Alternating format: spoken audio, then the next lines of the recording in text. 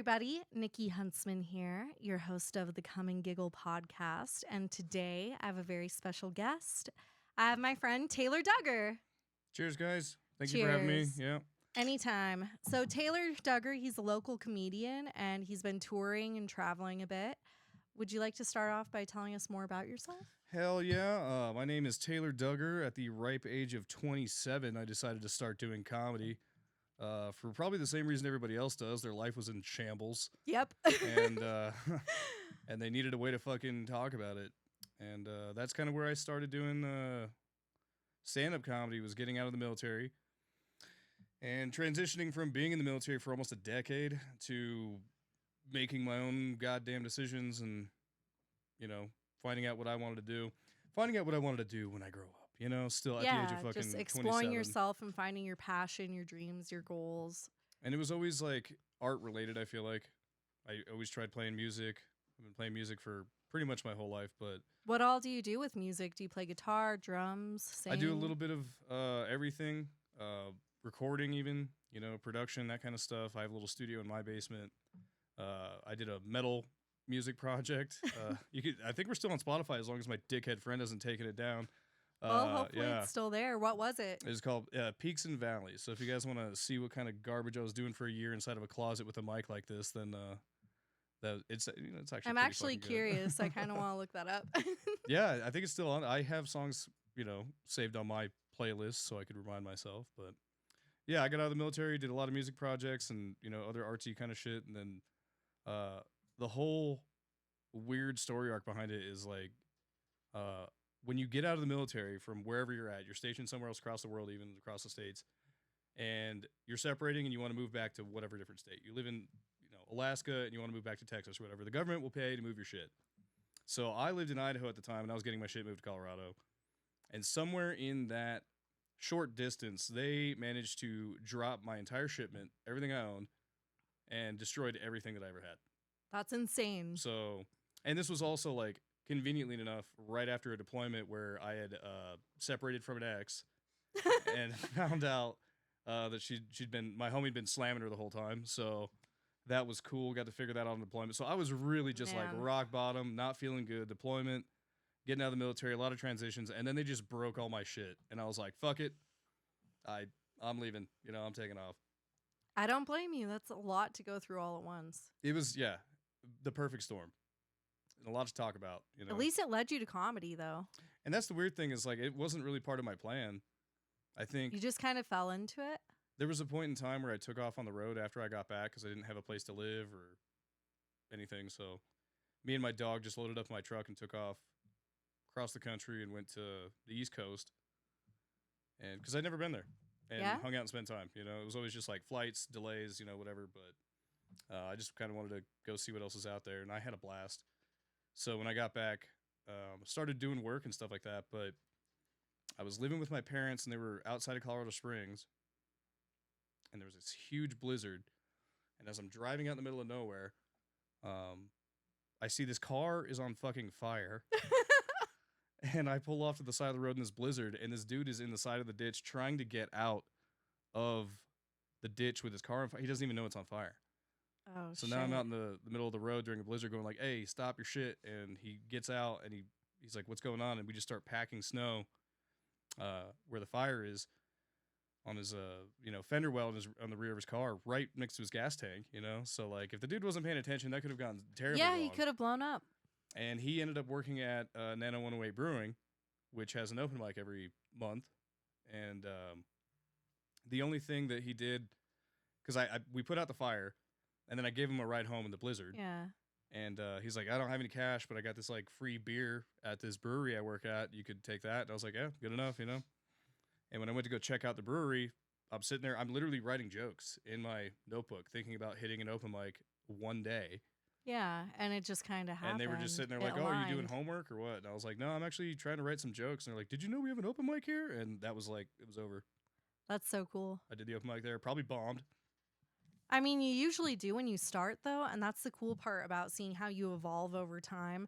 Like, I have some of my first open mics posted to my YouTube channel. They're absolutely terrible. They're very cringy, but I had the balls to put them up, and I like Amen. having them up, and I left them up, and I will always leave them up because I can look back and I can see my progress over time and see, hey, look, this is how much I evolved between this month and then like 3 or 4 months later when I made another post. You know, I'm not like filming and posting every single one I do, but if I film something, Periodically, yeah. yeah, once in a while, I'll post it, and then I look back and I compare notes, and I look at it. I'm like, okay, I did really good here, really shitty here. I don't know. I think it's good to Cringy be is the able to word. look I at have, it. yeah. I don't think I have very much footage of myself at all. And that's just my relationship with the camera. Really? Yeah. Like, I don't take a whole lot of pictures. I don't have a whole lot of selfies. I hate selfies. I like it better when other people film me, whether it's Yeah. photos or videos. I don't like doing it of myself. I feel so uncomfortable when I'm trying to just film myself or take photos of Well, myself. even in a tourist aspect, if I'm going someplace cool, I'm not usually the guy standing at the scenic point taking pictures of things. You know, I'm taking pictures of like the life experience and other things that, you know, are happening along the trip. But A lot of the time, I'm too in the moment, and I forget to take photos half the time if I'm Right. actually enjoying myself. But I mean, as far as like me filming myself doing comedy, that's something that I've struggled with because it's like I don't want to have to watch this, you know, which is tough for me to sell other people on my jokes and my performance when I'm not even willing to really review it or watch it myself. I mean, I think it's important to at least review it once in a while. You don't have to watch yourself regularly, but it's good to like rewatch things here and there and make comparisons. I've got a shitload of voice notes, and At least I don't you have know that what because is you can listen cringier. to those.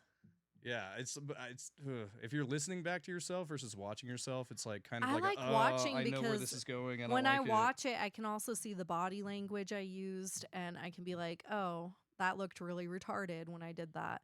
I can correct different hand movements, placements, the way I stand. I don't know. I like having that to look back on and try to correct things. And maybe that's also just because I'm an adult film star. So I can. Oh yeah, I imagine you're 1,000 times more comfortable behind the camera than I am. Yeah. Well, more comfortable, but also I've learned how to correct things over the years due to the fact that I have to be like fully in my element.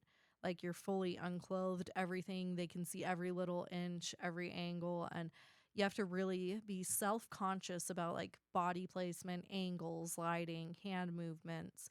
Um, if you're in the wrong position, you get all these rolls on your back or on your stomach, just different things. So I'm very, very conscious about that. And I've tried to learn different positioning, different placements of things. And that still correlates with comedy for I me focus too. a lot on vocal tics. I noticed in my recordings that I do this thing with my tongue whenever I end a sentence and like start a new idea, where I'll be like, I'll take a pause and be like, and then start, you know, so it seems like a quirky little tick, but when you're having to listen to more than 5 minutes of that between every other sentence, I'm like, dude, stop that shit. You know, Yeah. you like learn how to take a breath without annoying everybody. You know, you can't just be making weird noises into the mic every 30 seconds. Just like that you some have a people thought, chew you know? gum and some people go, The and crutches is that's all they are. You know, they're vocal Yeah. crutches.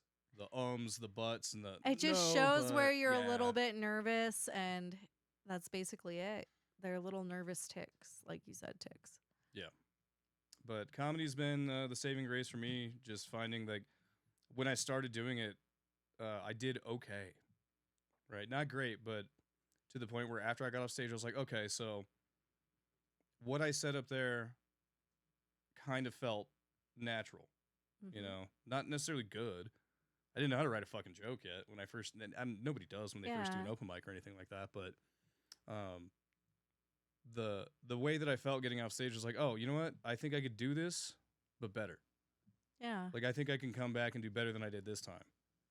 And then that kind of evolved into like, okay, now I know that this joke works. I'm going to tell that joke next time. And also I'm going to tell them this because this is something else that I've been thinking about forever about this joke. And eventually it became like, I'm a stand-up comedian. Yeah. This is what I'm going to do. And that was kind of a really cool revelation for me. It was like, finally, I found it, you know? Yeah. Like the love of your life kind of thing. Like, I'm done searching. I love it, but I stumbled into it. Yeah. I don't think there's completely really an stumbled. intentional way to do it, right? With me, I was just going out drunk with friends and stuff, and I was going through a breakup type thing at the time. I mean, I guess it wasn't fully a breakup because it's just a hot and cold on and off again thing with somebody that wasn't even officially my boyfriend. You know, but he was a comic, but he pissed me off and I was depressed, and I went to an open mic drunk and got on stage, and it was really, really relieving, I don't know, to go up there and vent about him. And I did not use his name or anything, no personal What's his details. name? I'll tell you, but I'm not telling them. I'll tell you after this. That's so funny. I had no idea. But yeah, no, I had my little on and off again thing with Because the comedy scene in Colorado Springs is not that big, guys. All right, like we all probably could fucking people on their day off know. I will say he's not a Colorado Springs comic. Thank God. All right, you're safe, Colorado Springs. You're not getting name dropped in this podcast. He's a Vegas and California one. That's a broad. I did area, meet him guys. at Looney's though.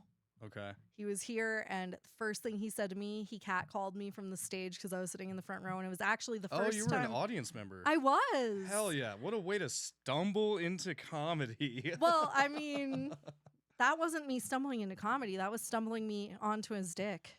That's how I stumbled onto his dick. And then the next yeah, and then it things ended progress up from in there. comedy. We're still friends, but he annoys the fuck out of me.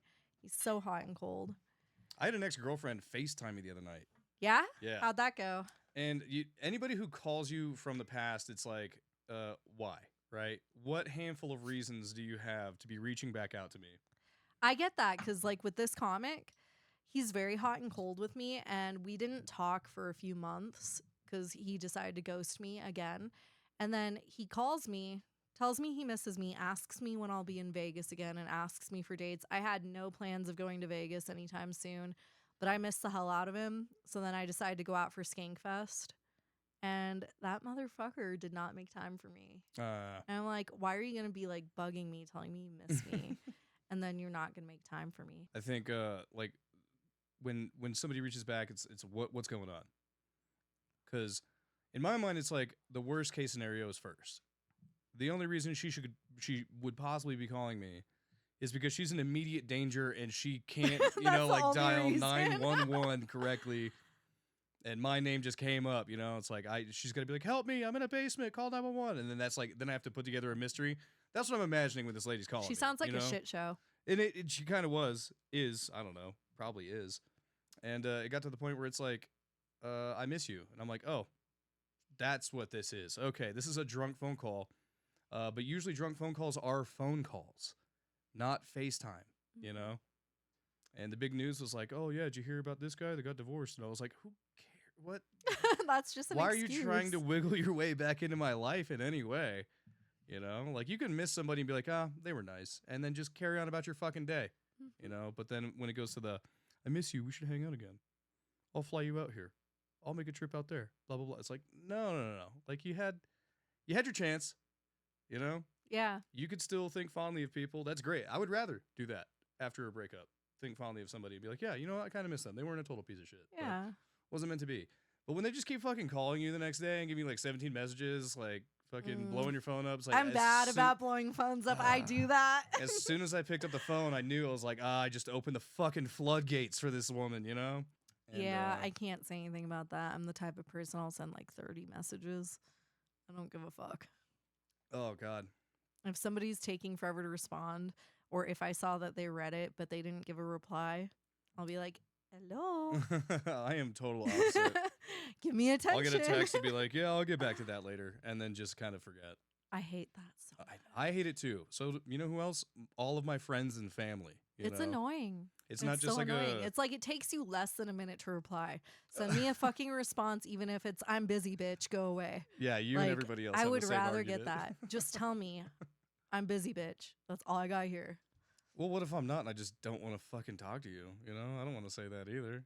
And saying you're busy and that you'll get back to him later is not. You don't always have true. to add the get back to him later. You could just be like, hey, I'm busy at the moment, or hey, I have a lot going on right now. I'm stressed. Like I can't really handle communications right now.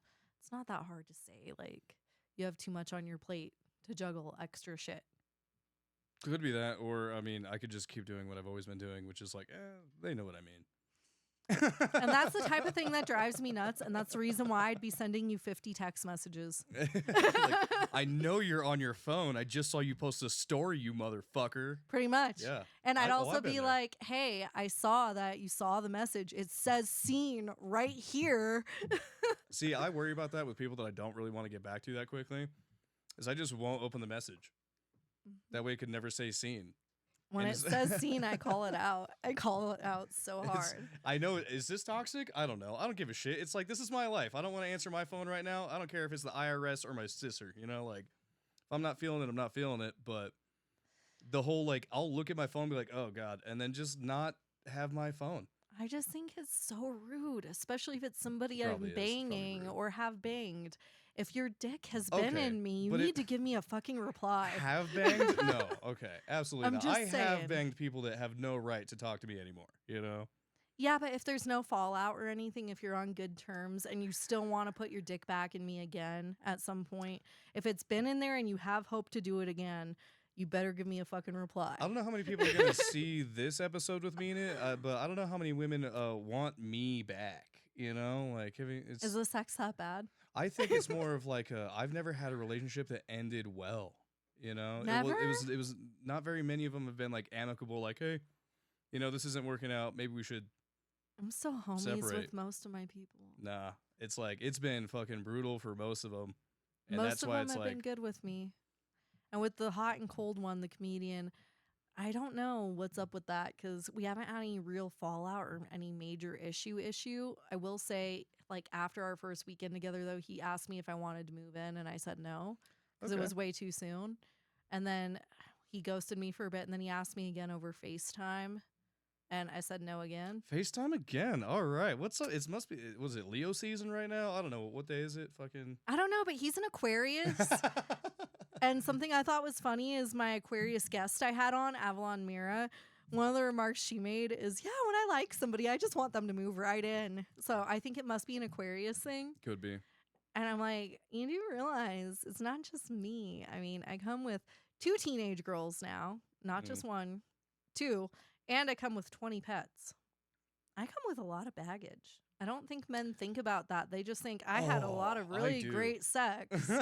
I want to keep her more than around. the sex. Like, sex is cool, but I don't you ever know. had a girl dip the nuggies in sauce for you while you're driving? You know, that's the Yeah. shit that I'm talking about. I just don't know what all he was thinking because he asked me that after one weekend together. I mean, it was mainly sex, going to restaurants, and us watching 60 Minutes in his bed, cuddling and holding hands. Yeah, you guys could do that forever, every day.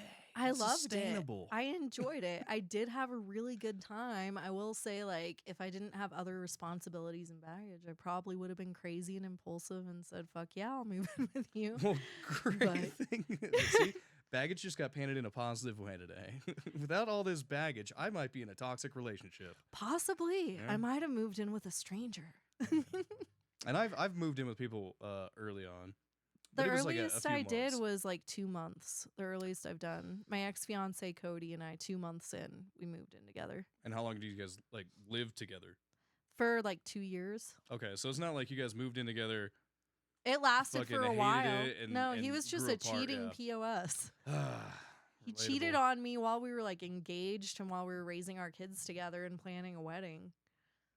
Yeah. Awesome. Super cool. Yeah, I think I had a girl, the longest girlfriend I had, and this wasn't elapsed. Well, I guess it would be elapsed time. It'd be like 5 years. But we had broken up like 4 times in that 5 years. And it wasn't just like a breakup so that you can go hook up with somebody and then come back to the relationship. Like, that also did happen. But it was like we would break up and then move out Oh, from shit. each other and then get back together. And I think we've That's not good. moved in. Oh, God. I am like, when I speak out loud, I sound like a fucking idiot.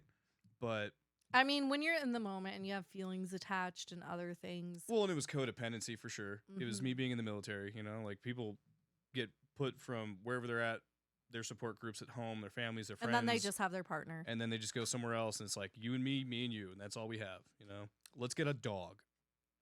Or That have kinda a shit. baby. Or have a baby. A lot of yep. military people, it's like, well, now we have 3 kids. Well, and that's also like getting married soon. Yeah. In order to continue being, because you know you guys meet each other, one person gets stationed over here, another person gets stationed over there, or doesn't get stationed anywhere. Like Now you're doing a long distance thing. It's much easier to just get married on paper. It's just on paper. Yeah, just on Get out of paper. the dorms and we could, go to this nice, especially if your partner gets an awesome base, like you're in fucking Idaho and your partner gets a place like, I don't know, Germany or some shit. Or Hawaii. Yeah, you're like, well, let's tag on to that person's journey, right? Yeah. And I have a joke now that I'm like trying to reference on stage. It's like I did get proposed to before I went to basic training. Yeah. Which I think is just a hilarious thing to say in the beginning, right? Because like I'm 19 years old, so was she, and she's saying things like, "Oh, I'd be a great wife," or "I'd be a good wife to you," or whatever. I'm like, "Yeah, I'm sure you would." Here, Yeah. in our hometown, where we know only like, how good are you at not sleeping with Italian men? You know. Like, you can get stationed anywhere when you're in the military. Like, how good are you at not fucking European dudes that look a lot better than I do, right? With sexy accents? Come on. How good are you at that? In this hometown, yeah. I might be looking pretty good. Also depends on But the there's person. a lot of hot people in the world. Depends on the person also, because looks aren't everything. I would hope not. That would suck. Yeah. I mean, I've dated some ugly dudes. They just had really great personalities, or there was a spark in other areas, or they just stimulated my mind or other things. Because you can start to find somebody more attractive if they stimulate your mind or your heart or your soul, or if there's just that spark, that chemistry. But I've dated some weird looking dudes. I think that was, yeah. Sometimes I I don't know. don't have an initial attraction to the outer side, but then it develops over time. I don't know. I'm weird because I can find like one or two physical features and zero in on that if I like the person as a person. Like if they're not the most appealing person, I can zero in and be like, oh, they have pretty eyes, or I like that tattoo on their arm, and I can get turned on by like the randomest shit if they have a good personality. I don't know. I don't have like a type. A lot of people like to ask people like, oh, what's your type? Who do you go for? I like older. For sure. That's yeah, my type. I attract a lot of older women. I'm not gonna lie. Probably because I look old as fuck and I drink Coors Banquet at bars. But You don't look old. the average age that I get is like You look 34. like you're 30. Everyone's like, you look 34, 35. How old are you? I'm 29. Oh. Yeah. See the fucking. God damn it. That. Oh shit. No. Okay. You do look a little fucking old. I just thought 30. I thought 30, 31. I thought you were my age. I'm turning 32 soon. Yeah, I mean we're still in the same like age group, but I mean I've been looking hella old for quite a while. I just thought you were a couple years older. I didn't think that you were 29. I thought 30s. And usually a lot of the older women that I hook up with don't know that either, right? Because they just look at my face and are like, yeah, this dude fucking cuts wood for a living, This is a real man. They don't know I write fucking poetry for a living and shit, And then you ever have the post nut clarity, but like from the other end of it, where it's like, wait, how old are you? Oh my god, I've never had that. What's like the oldest age gap you think? Well, personal life or work? I would just say oldest age gap, like. Well, in general, like I've shot with people that are like 70 or so. 70? Yeah, there's some really old dudes that do porn. Okay, so that's Personal life, my oldest is the comedian, and he's 56. And that's a 24-year age gap. That's 24. I mean, the other ones were 40. So, I mean, that's... Yeah. So it's not that bad. I've slept with older than him. Yeah. They're great. I love older women. They cook you breakfast the next day, Younger ones do that, too, if you find the right one. I used to cook Sometimes. breakfast for my partners. If I wasn't, I didn't like them that much. Yeah, I think, like, yeah. If it's a little bit more serious, breakfast is probably included in the package. But, I mean, like, one night, older people type thing, they just, no matter what, that's like their routine. They wake up, they make breakfast, because you got to get the fuck out of here, buddy. Like I've got shit to do. I'm an older woman with responsibilities. This is not you got to hear them like talk about their divorces and shit. But I mean, that's like a small price to pay for the hospitality, I feel like. I think it's kind of worth it at that point. Plus, we all have breakups and shit that we can talk about, and I've been able to talk about my divorce since I was 19. So man, that's crazy. Divorce. Whew. That's such I married my high school sweetheart when I was 16 and pregnant. That's okay. So there's the missing link. That makes I got divorced at 19, but we were together from 2008 to 2013. So we had a 5-year-long relationship total. Well, I mean, and being that young, that's pretty impressive, right? I mean, credit where credit's due. I don't think I'd have been mature enough at 16 to, sustain a relationship for more than a few years, Yeah, I sustained it. And not only that, but he still apologizes to me for fucking things up. Well, that's nice. Yeah. That. Does he FaceTime you and tell you he misses you too? Not FaceTime, but he has called me on Mother's Day at 8 a.m. like last year, I think it was, just to wish me a happy Mother's Day, tell me thank you for giving him a beautiful daughter, and tell me how he wished he didn't fuck things up and how he wished things could have worked between us and blah, blah, blah. And I'm like, well, that's on you, buddy. Well, these are the things you realize when you're an adult, obviously, you know, like. Yeah, but he also realizes all that and can remember to do that on Mother's Day, but he's not really involved in our daughter's life and can't even remember to call her on her birthday. But he's like, thank you so much for giving me a beautiful daughter that I ignore. Okay, I'm not defending this behavior at all, but I will say if I were in a similar position, I would know when Mother's Day is more than any other day because it's advertised at every fucking store. That's a dead giveaway. My dad's birthday is not on the shelf at Walmart, but Mother's Day, Valentine's Day. Our daughter's birthday is so easy to remember, though, because remember the 5th of November. I wouldn't remember that. It's V for Vendetta. I mean, I know where it's from, but like I literally called my dad on the wrong day the other day for his birthday. And like, here's the bitch of it, man. Thousands of hours of albums, of lyrics, of It's literally music. 1 week after Yeah. my ex-husband's birthday. Oh, Our okay, that daughter's should be 1 easy for week him. after. I It's could 1 week memorize- after, plus V for Vendetta, and V for Vendetta was the first movie we ever watched together when we were dating. And then our daughter Okay, the somehow ended context up makes being it seem like born he's really on fucking that up day. now. Yeah. That's yeah. a very convincing real laugh there. Oh, I know how to do a lot of convincing noises.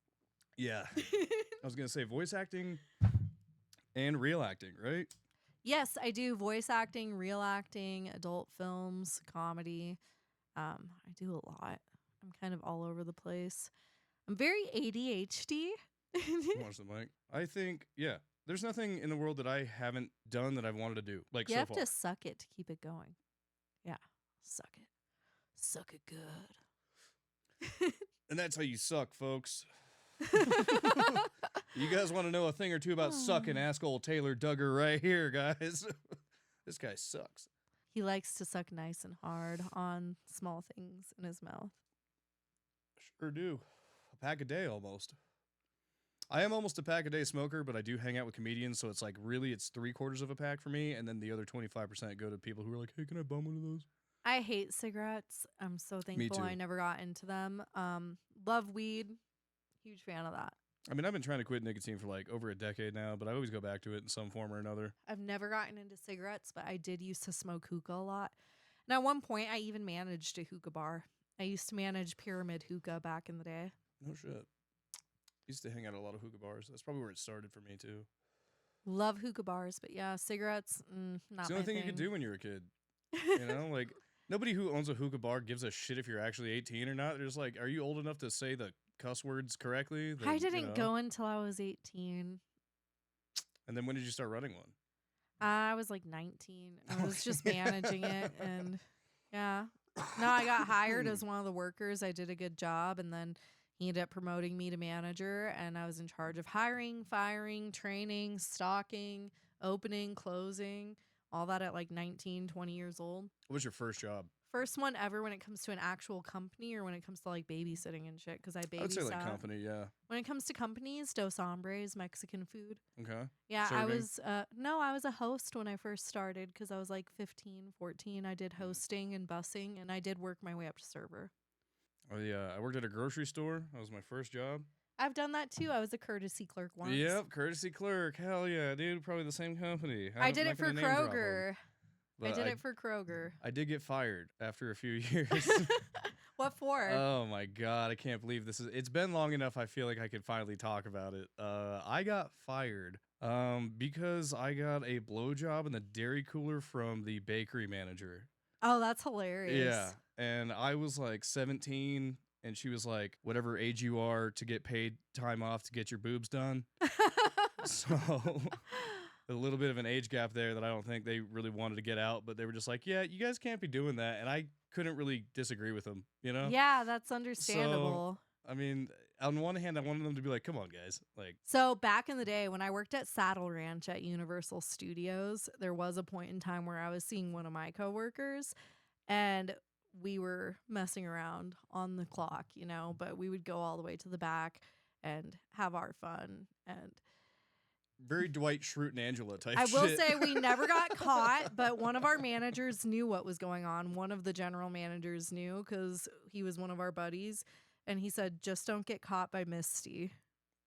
Because Misty was like the top dog and she was like that. And he was like, Sounds make like he's sure looking out for you a little he bit. said- Sounds like not the worst manager. he was cool. He was like, don't get caught doing it on the clock and make sure you're only doing it when we're slow.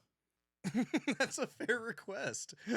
Yeah, and he told me that one time after hours, he had somebody that he fucked on the mechanical bull. Okay, so he's like Yeah. not only aware. He was ballsy. He did it more in the open area with us. We were like hiding. He's like, all right, guys, look, you're not the only ones around here. Just don't get caught and Just don't do it while we're busy. Yeah, don't actually blow up my spot, because this is Yeah. where I fuck too. You see that mechanical bull? Yeah. All night long. AC/DC comes on. Showing people how to ride.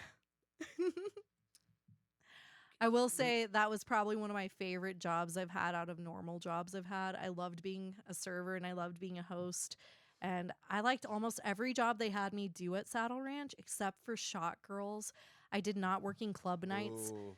Don't Don't ever make me work a club night. When I Fuck was that. bartending, the worst night was karaoke. Oh my god. It's okay. The camera didn't see whose fault that was. Fuck. It's okay. Hey, the way I see it is it's okay. At least it's a table that like I painted and this thing was old anyway. Oh, look at that. This is one of my dad's tables that he had since I was a small child. And I was so lazy also about how I redid it for the podcast that I like dumped the paint on top of it because I got tired of stroking it on. So that's kind of why it's a little blobby at points. I'm It just adds like, I'm just texture. going to pour it and I'm going to let it just dry. It almost looks like it's on purpose, so you're nailing it. I'm If you didn't tell impatient. me, I probably would have been like, yeah, this is probably an expensive table, Oh, no. I mean, I'm sure it was at least 100 or 200 probably when it was brand new. When I bought new furniture after all my shit got destroyed, I was like, I'm going to buy the furniture that I want. I want to buy the nice furniture, Yeah. the stuff that I'm only going to buy once. And I fucking bought it, and none of it fit in my house because I took zero measurements. And I ended up having this fucking couch sitting on my front porch for like a year. Nobody would buy it. So Brand I'm new bad couch I had to about give like away. I don't measure things either. That's why there's a random dresser in my living room. You hear that, guys? It's not about the size of the couch. It's how comfortable the couch is. You just have to I don't squeeze know it why it sounded in, like shove fucking- it into that space, and even if it's too big, just make it work. Yeah. Make the door bigger. Just shove Duh. it in. You I gotta did work for a stretch it moving out. company after I got out because all my shit got broken, and I was like, I think I could. That's why you're good at lifting heavy things. Oh, I was in great shape too. Like the military, yeah, they made you PT and shit, but the fucking moving company? I mean, I feel like you're still in really great shape. You came over and you like threw that big bag of chicken feed over your shoulder like it was Yeah, nothing. and I was helping somebody move today. So I'm like, yeah, it's just it's in my blood, I guess. Something about that. I was like, thank you for helping me carry that. That's heavy. Fucking God. It's what I learned. I thought after all my shit got destroyed, I was like, I could stop somebody else's life from getting ruined by doing a good job. Maybe I should work for a moving company. And then I get in this moving company and learn I have no control over anything, and I could pack And shit your still house happens. so beautifully down to the T, and I could pack it into a truck like Tetris. I could make it so perfect. But as soon as it gets dropped off at another warehouse and some other motherfucker puts it in his truck, that truck could get caught in a tornado. For all I know, it's in God's hands, right? People don't Like, care. It doesn't matter. And what I learned also is like if you work in a warehouse, like a moving company, the forklifter mandatory has to be drunk. Like that's everywhere across America. If you work in a warehouse, that guy is drunk, isn't he? Yeah. Something Like no I wonder learned everybody's about shit's getting destroyed. This guy's just Yeah. forklifting right through everybody's couch and TV. something I learned about dating somebody who is like in construction and plumbing was the fact that they're always drunk and coked out too. Like he was doing lines of coke and tequila shots at 8 a.m. before driving Classic. the company truck That's insane. to go build like plumbing underground and in the walls mean, of schools and hospitals. I'm sure that's how it goes. This is how it works. That's just the construction worker system because I met a lot of his buddies. He wasn't the only one doing it. Oh, yeah, It's it's not not like I just insane- had one crazy boyfriend. It Yeah. was all of his buddies too. It's not insane that people do that. It's insane that that's what most people are doing. You know what I'm Yeah. saying? Like That's how across they the make it world. through the day. This is what it takes to build America from the ground up, all right? A little bit of tequila. And cocaine. And apparently a lot of cocaine. Oh. The ratio of that, it varies from person to person. I used to do a lot, and I sobered up. Very happy about the fact that I sobered up. I've never actually really done coke. So I had a partner who did it 6 days a week, and when you're living around that, it's hard not to. yeah, As soon as we broke up, I got pretty sober. yeah, like Literally just being around it. I've been like tried to like peer pressured into it like twice, and one of them was in a foreign country, so it was in broken English, and he's trying to communicate with me in broken English in code because he's at the same time trying to hide the fact that he's doing coke from his girlfriend. So he's trying to say like in code, let's go sneak off and do some coke. But he's not saying coke. He's saying weed. And I'm like, hell yeah, weed. Let's go. And he was like, but it's not weed. And I was like, okay, well, I want weed. And he's like, yeah, for sure. We're going to go get some weed. And I was like, okay, so it is weed? And he's like, yeah. You know, like heavy wink. But it's not weed. And I'm like, okay, I don't know what the fuck we're doing.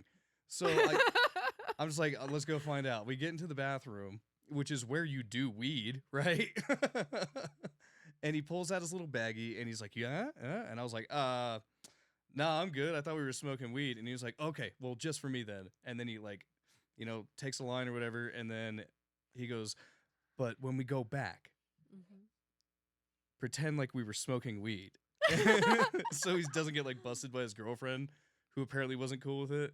Oh, that's so funny. And so now I'm in a situation between boyfriend and girlfriend that I don't want to be in to begin with, right? Way to make it awkward for me, dude. But also, yeah, because now I kind you're of don't lying. understand what the fuck they're saying, you know? So I go back to the table and he is not acting like he smoked weed, you know?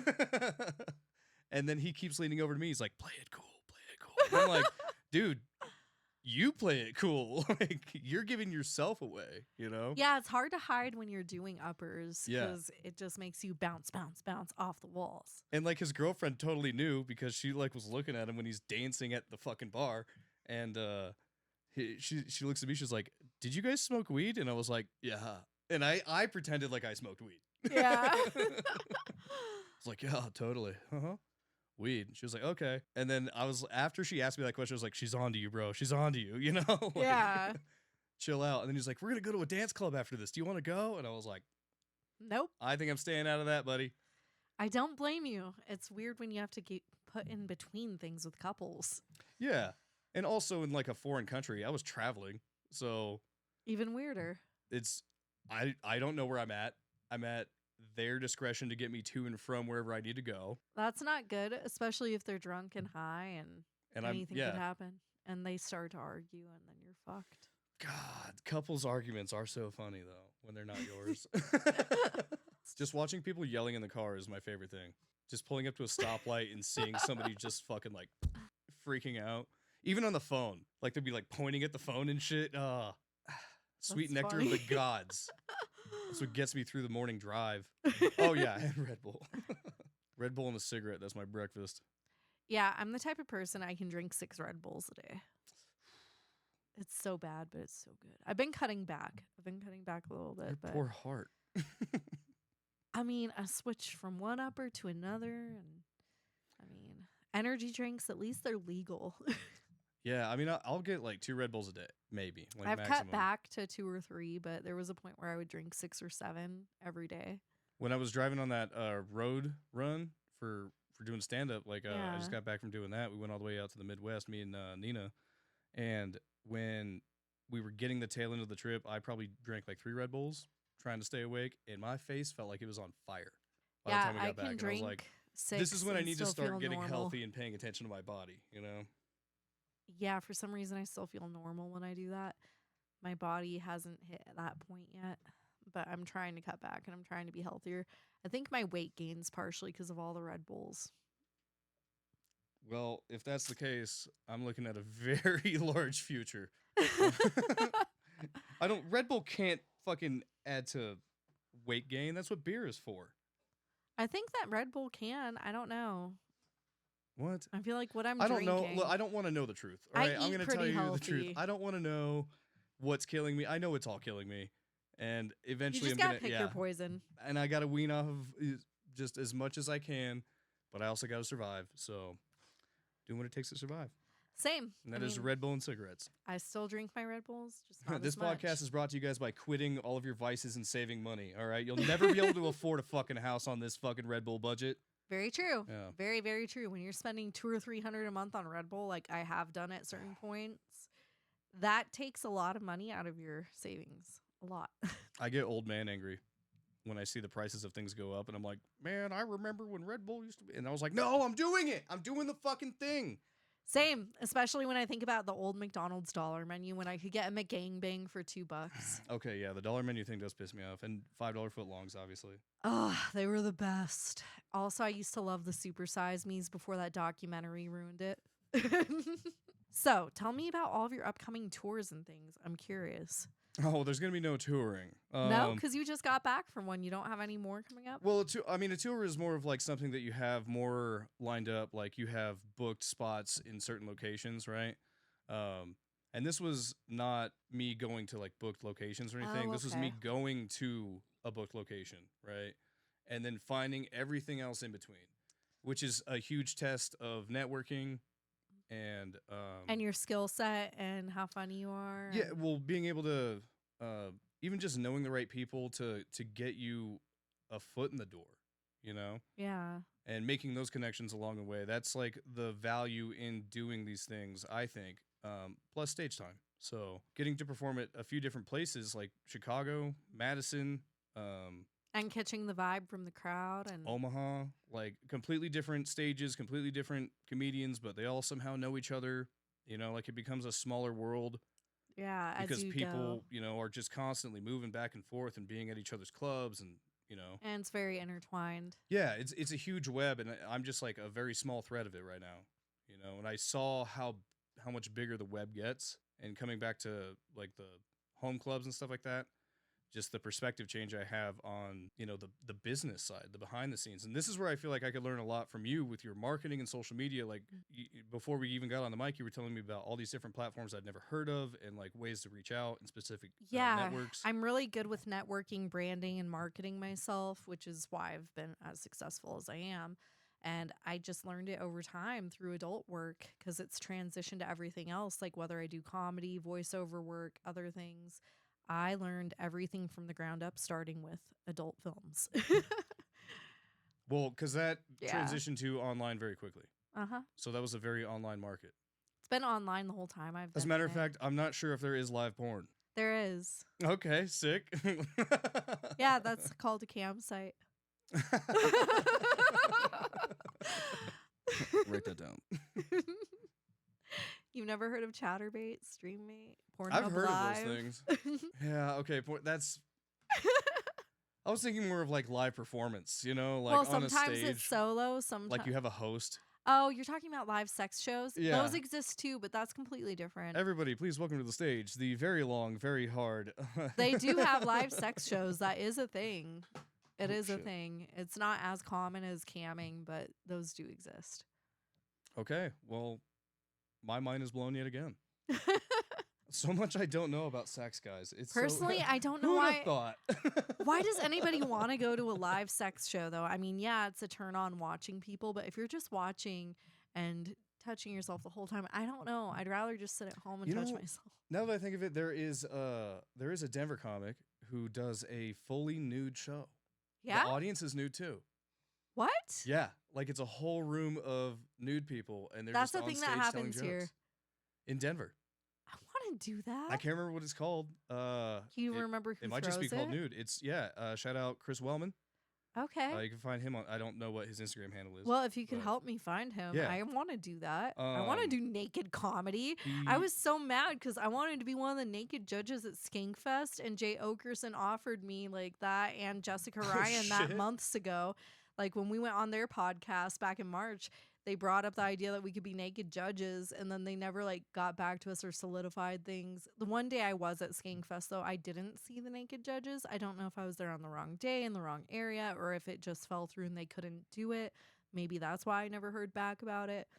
But I wanted to be a naked comedy roast battle judge. I was so sad. I wanted to do that. I've never been to a Skankfest, but It was my first one, and I only did one day out of the 3, and I had a really good time. I would recommend doing it. And I got recognized as soon as I was there. I was waiting in line to go in, and I had fans recognize me. I had people stop me throughout the day for pics, and I had multiple people ask me, "Are you one of the comedians on the lineup?" sick, dude. Because they saw that I've been doing stuff online, and they thought I was good enough. And I was like, well, I'm glad you guys have so much faith in me. I'm not going up today. I'm just here to try to harass my dude that's on the lineup. And that's basically it. That's got to feel pretty badass, though. Yeah. Oh, and I was only there for like an hour or two, and somebody gave me free shrooms. Okay, that rocks. Yeah, I had people walking around giving me drugs, taking I've never pictures with had me, More things buying given to me for free than tacos. shrooms. I got tacos bought for me too. So I had a good time at Skankfest. I got free food, free drugs, and I got to hang out with people, and I got to meet fans, and I got to see my friends. Some of my best friends came with me. So That's dope. Sounds like a festival. it is a festival. It's like a 3 or 4 day long thing. Oh, okay. Yeah. So it's I only legitimately a paid festival. for one ticket though, and one day I didn't. Yeah, do I guess all that's of why it them. would be called Fest, huh? Wow, Yeah. I am sounding This week got me. I'm blaming it on that little bit of that was the dumbest thing I've ever said. I'm glad sorry I said that into the mic forever. So saying that, I have to say thank you so much, Pleasure Med, for the weed and for this. I got this at Sunday Fair LA, out in LA, and it's thrown by an adult film star, Casey Warner, and she does it once a month, and they get little sponsors and things. And yeah, this Alien Labs Space Face weed that they gave me is really, really good. And they gave me the cute little ashtray too. Can verify. I like freebies. Thank you so much for coming on the Kum and Giggle podcast. It's the end of the show. Thank Pick you a for having me marker. here. I would love to have you sign my wall. I like this. I like the color, but I feel like people have been using it, so I'm gonna use it. I got a butt cheek. Yes, he did. Do you have any places that you'd like to have people look you up or follow you and subscribe to on? For sure. Yeah, my social media is in its infancy right now, but I'm working on that as aggressively as I can. But you can find me on Instagram for sure at Taylor_Bad Comedy. I am the producer of what I call now Bad Comedy, bringing the baddest comedians with the best content to your venues. So I've got 2 of them here in Colorado Springs. You could find them on my social medias as well. Wackadoo Brewing and The Block downtown. So we do monthly showcases. We've had really awesome comedians come down. The open mics have been bringing new people in. And I think we're going to do another open mic even starting as early as next month. So When you do open mics, what day of the week is it typically on and what time frame? they'll be monthly on Fridays and Saturdays. Perfect. So Fridays and Saturdays. Probably like 7 p.m. to 9 p.m. or 7 to 10. And then Saturdays, those ones go late. They'll go to midnight. They'll go Oh, as that's long cool. Yeah, that one is very fun. The list goes long. People hang out. Cheap drinks, all that good shit. So Perfect. Yep. Well, thank you for joining us, Taylor. I hope that you have a wonderful night. And Thank I'll you for see having me. again This is very soon. fun. Yeah. Anytime. I hope everybody has a great night. Make sure you like, comment, subscribe, and I'll see you again soon. I'm going to make like a banana and split. I'll see you later.